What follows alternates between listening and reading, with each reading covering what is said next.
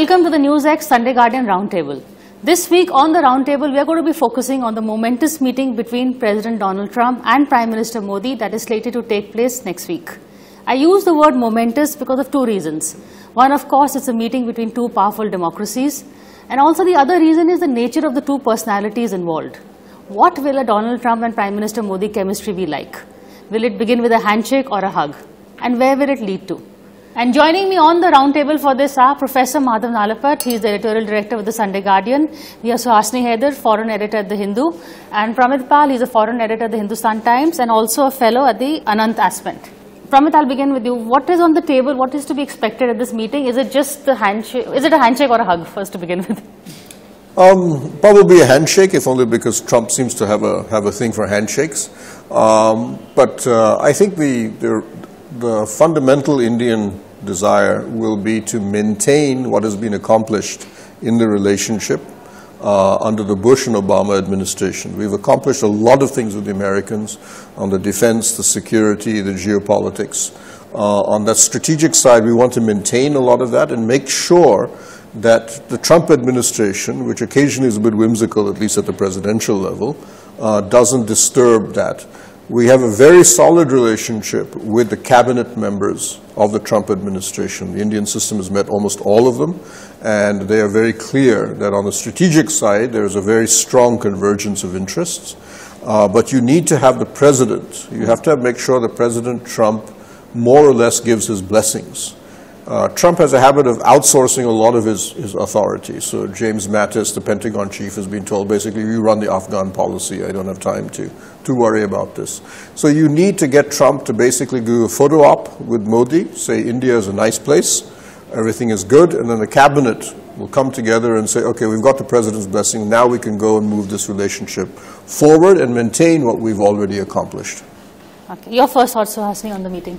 Well, I think it is correct that the government is going into this meeting with lowered expectations. They're not raising expectations anywhere because a lot will depend on how the one-on-one meeting does go. Everybody knows that. Even on the American side, they're making it very clear that they themselves are not as clued about what Mr. Trump might do in that one-on-one meeting. I mean, Mr. Modi is certainly not the first leader to be welcomed at the White House. The 30th? He's 30th, close to the 40th now. And each visit has seen an element of surprise in it, including, I might say, the president of Ukraine, who actually landed without a confirmed appointment with Mr. Trump. So we are seeing a certain uncertainty inside the White House and inside the president's office. So my first thoughts really would be that India needs to just listen. I think Prime Minister Modi should go into this meeting with an open mind and just listen, commit nothing until we have a better sense of how committed Mr. Trump is to this relationship.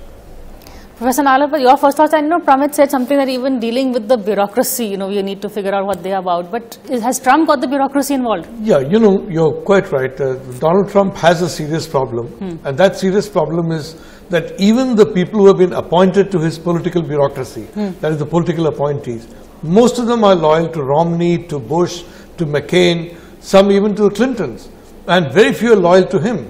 So they have, in a sense, an interest almost in seeing that Trump fails. So I think some of this, that we are hearing, that very, underplaying expectations between the meetings of these two very important democratic leaders is because the American bureaucracy, the political bureaucracy, doesn't really want the meeting to be a great success. They don't want President Trump to have any great success in foreign policy or in domestic policy. So that is now coming over into Delhi, and our own people are saying, okay, don't expect too much. My point is, these are two unique people. They have come to the top of their party establishments by fighting, and they have also come through a lot of determination. Now, although Trump's background and Modi's background are different, Trump's personality, in my view, is in some respects very similar to Prime Minister Modi's personality. So I am actually expecting a breakthrough in relations, because Trump is an individual who, frankly, once he takes a decision on a matter, he can really ride roughshod of the bureaucracy in a way that Barack Obama could not. In fact, the Obama-Modi meeting, I remember in an earlier conversation you were telling me, that went off very well. They both agreed on climate change, a pet topic, but here it's a hot potato. Yes. Well, here climate change will not be a point of consonance, and I don't expect it to be.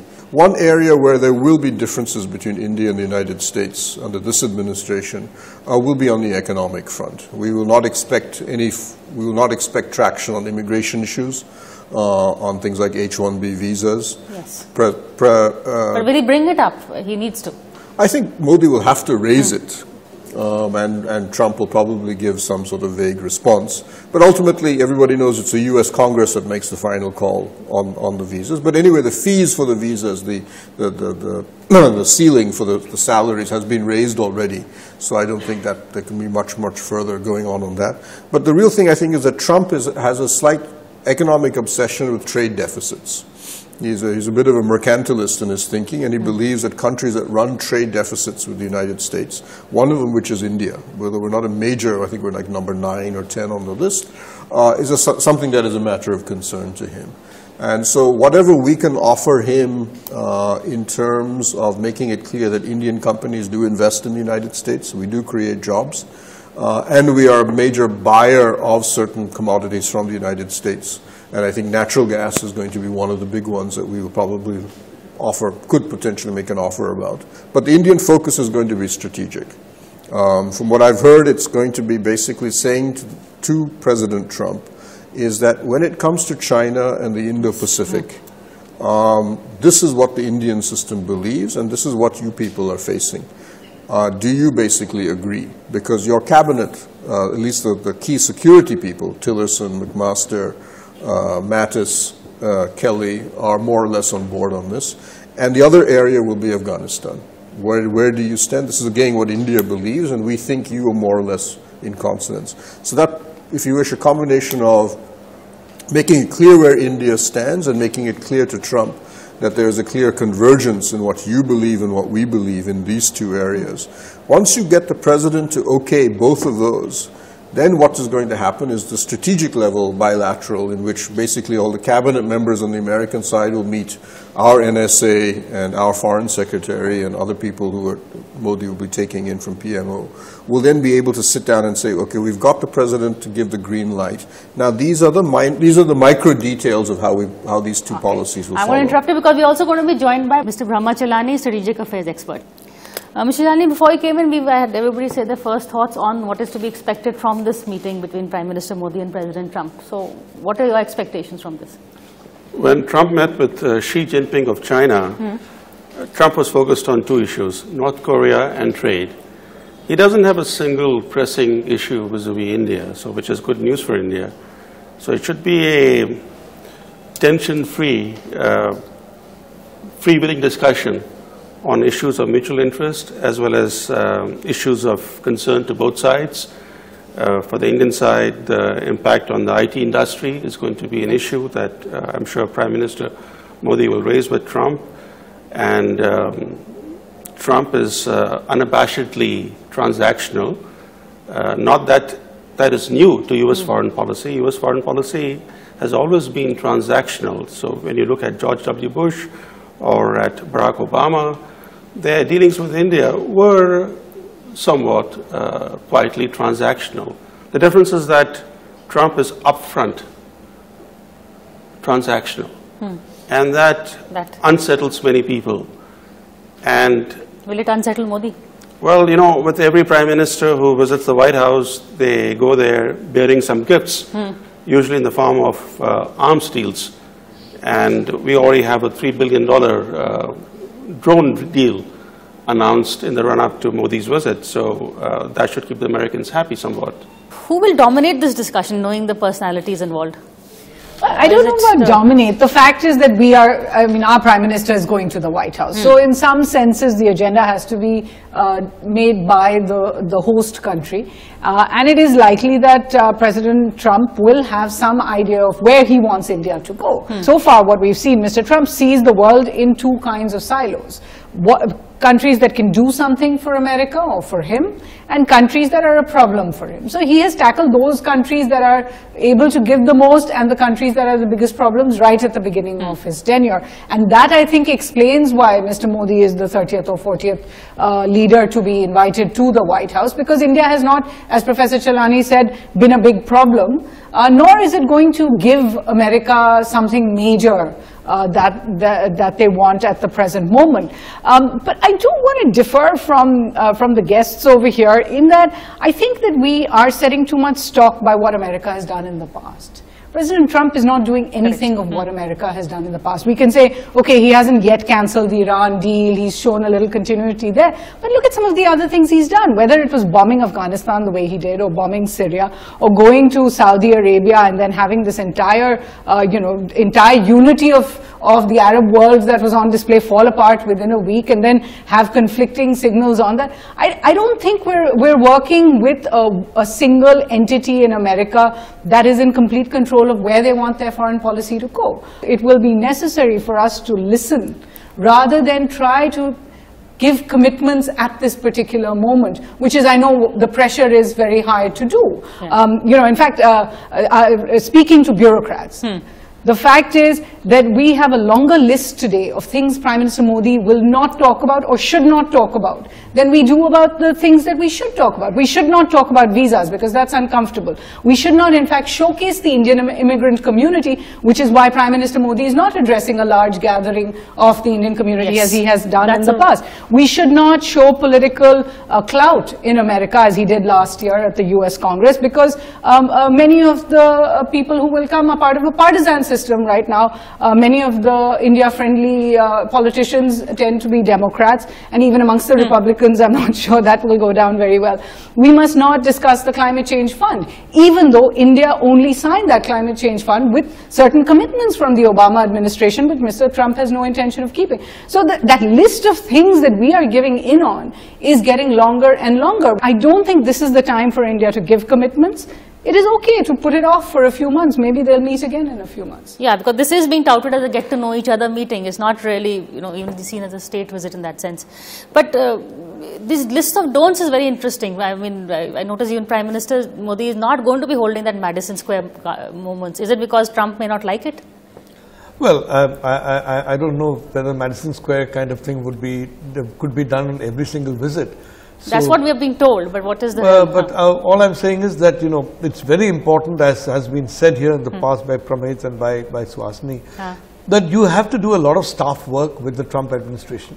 Now here, for example, Jared Kushner, his son-in-law, is very important. His daughter Ivanka is very important. For example, both the Saudi initiatives and the Chinese initiatives, both countries channeled it through these two people. Because Trump is an individual who functions in a sort of a small group of people who have been very close to him. In that small group, you can identify the people who are close to him. And some of them are not in government, some of them are in government. So I think it's very important for the Indian bureaucracy to go a little beyond their bureaucratic counterparts and go to the people who are genuinely close to Donald Trump. And here I would say the son-in-law and the daughter. Now, if it's a situation by which the son-in-law and the daughter haven't had much input into the Modi meeting with Mr. Trump, then I'm a little more nervous about anything significant taking place. So it's the groundwork also, it's a whole different kind of... But what would you see would make for a good meeting, as what we call a successful meeting between the two? I think what the Indian side will be looking for is a statement by Trump, even whether at a press conference or in a joint statement, in which he basically endorses the broader strategic vision that India has about Asia, and a continuity with what Obama and Bush had positioned, particularly regards to China and particularly regards to terrorism, which in effect would be a subtext for Pakistan and America's commitment to Afghanistan. Those will be probably sufficient for India, because after that, as I've said, they've already met everybody, including Jared Kushner, at the lower level in meetings over the past several months. But a lot of that, the basic message has been, we don't have a problem with what you're saying. We are, people like Mattis and McMaster are more or less in agreement with India's point of view on most of these issues. But they said it's good to get the president on board. And the question of Pakistan, are we going to address it at all, or are we not going to? I think we know it's, we won't raise it Well, there are two things happening. One, that thanks to Modi's visit, some of the decisions that had to be taken are being taken, or at least the decision-making is being accelerated. For example, but for Modi's visit, there wouldn't have been this, not an announcement, but leaked to the media that that the new ambassador, U.S. ambassador to India, Ken Juster's name was leaked to the media. I think Modi's visit forced those who deal with India and Washington to come up with a name. Second, there is an interagency review process currently that is examining Pakistan policy and Afghanistan policy. And I think thanks to Modi's visit, those two separate interagency review processes are being accelerated because these issues are going to be prominently, promptly mentioned by Modi in his discussions with President Trump. But I think looking at the bigger picture, there are some serious concerns for India. One, the centrality of the US-India strategic partnership was founded on common concerns vis-a-vis China. Mr. Trump really doesn't have a China policy. In fact, his policy is to propitiate China. And in fact, he doesn't have a vision for Asia. Similarly, during his Saudi visit, the way he embraced the House of Saud, the way he actually even was instrumental indirectly in Prince Mohammed supplanting Prince Naib as the first crown prince, because he gave Prince Mohammed an audience in March. He helped build him up, and Prince Mohammed is the hardliner. He's the guy who's waging this brutal war in Yemen. He's the guy who's spearheading the blockade of Qatar. He's the guy who wants showdown with Iran. But the most significant was that during his Saudi visit, Trump really embraced a Sunni NATO version of regional security. The problem with that for India is that the countries leading this so-called Sunni NATO are the financiers of extremism and terrorism. And looking at Pakistan in that larger framework, it's not clear to me that, at least at this stage, White House has a clear position, a vision on Pakistan and its centrality in the terrorism picture. Okay, we're going to take a break, but after this break, we're going to come back and discuss a bit more about how will India handle Trump's outreach to China and also to Saudi Arabia. Stay with us.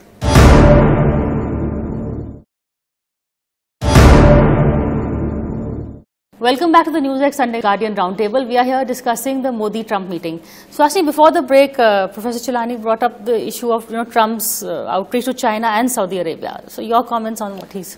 Well, certainly the outreach to China is of concern to us, because as much as we are concerned about what Mr. Trump will do, for example, in that AFPAC review that is due to be announced in mid-July, where essentially what the American leadership has said is we will take a regional view of the solution to Afghanistan, which could mean anything, but it will be very important to us. It's equally important to see where Mr. Trump is not going to be active. If, as Pramit was suggesting, the entire Indo-Pacific is going to be an area where Mr. Trump says, you know what, I don't want to continue that very proactive challenge of China, then, India will have to think about its options in the place, because they had already committed to a kind of joint vision, not just with the US, but also with Japan, also with Australia. When it comes to Afghanistan, again, if Mr. Trump looks not to add a substantive number of troops, I mean, the figure they're talking about right now, 3,000, is neither here nor there. If they're not looking to a substantive engagement in Afghanistan, who is going to fill these vacuums? Will it be Russia? If it is Russia, who is Russia's partners going to be? This is where Mr. Trump's visit to Saudi Arabia does have one very troubling consequence for India.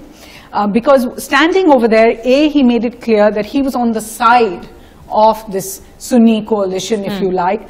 He made it clear that Abrahamic faiths, Islam, Christianity, Judaism should come together. He didn't mention anyone else. Where does that leave Iran? You have a country that built capacity in the last couple of years after the P5+1 nuclear agreement was signed because sanctions were rolled back. Now they're left with all that capacity and no one to fill that gap. So what I'm saying is this is going to be a game of spaces, if you like. And if Mr. Trump is not going to occupy those spaces, then somebody is. And I would posit that in the last few years we have grown so close to the US that to move back from that closeness and to look for other partners for these places is going to be that much more difficult. So a tough tightrope the Prime Minister is going to be walking then, Professor. I just want to say that there are different ways of looking at an issue. And for example, the new Crown Prince of Saudi Arabia, Crown Prince Mohammed, I fully agree with Brahma that they have gone into some very unwise wars in Yemen, and he has gone into a confrontation with Iran. If that confrontation becomes a conflict, it's going to be devastating for Saudi Arabia also. But the other side is that for the first time, you have the Saudi royal family actually promoting a moderate vision of Islam. Now, under Crown Prince Mohammed, the situation in Saudi Arabia has visibly changed vis-a-vis women, for example, vis-a-vis entertainment, vis-a-vis shows, and very clearly he is challenging this ultra-conservative establishment. Secondly, Saudi Arabia is a young country. The entire Arab world is a young country. And therefore, you have a young leader of a young country. Now, where it plays out, I don't know. I agree totally that if he gets involved in these military conflicts, there's going to be a serious problem. But on the other hand, if he focuses on the social agenda, then I think it is not bad for India at all. As far as China is concerned, frankly, I think Mr. Trump is a person who falls in love quickly and out of love quickly. And I'm very doubtful that Xi Jinping can bring Kim Jong-un to the table in a way that Donald Trump wants. But he's already said that I appreciate that he tried, but he has not Because succeeded. the fact is, the main thing about Donald Trump is two things. One is financial goodies. Now, Xi did throw a few goodies at him, but if he throws more goodies, he's going to have problems in his own standing committee. The Chinese want those goodies for themselves. And as far as North Korea is concerned, I don't see Kim Jong-un, giving up his weapons in a situation in which you know what happened to Gaddafi, you know what happened to Saddam Hussein, you know what they're planning with Bashar Assad, and Mr. Assad surrendered his weapons, and look what's happening now. So I don't see the Chinese able to satisfy Mr. Trump. So my view is the mercurial Mr. Trump is not going to be all that much in love with the Chinese for much longer. Okay, I'll give you the last word since just talked about Saudi Arabia, China. But what about can he fall in love with Mr. Modi? It's a good question. First, Modi is meeting with President Trump at a good time. Trump has been buoyed by the results of the special elections. His party, the GOP, has won all the 5 by-elections to the House.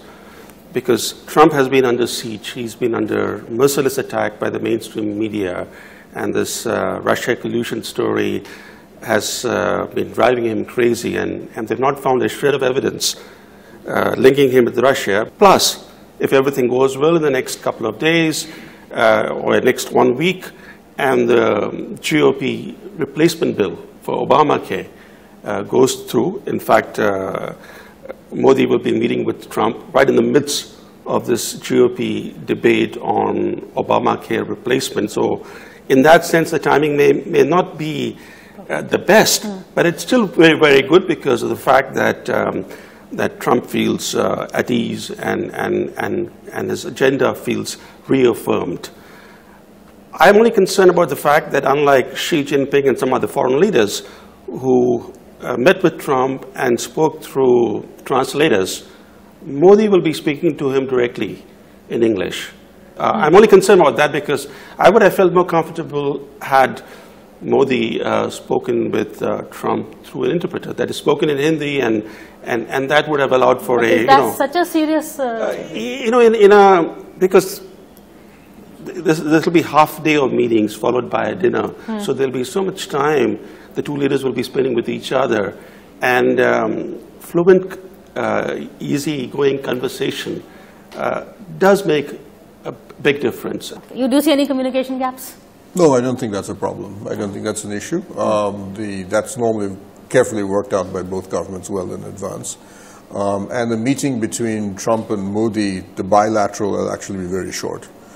it'll be mainly the ministerial meeting, which will be much more important and lengthy. But as Trump works, the bilateral is the most important one. But that's it. So we're going to keep an eye on that momentous meeting that's going to take place next week. But that's it for us. Thank you for watching this show.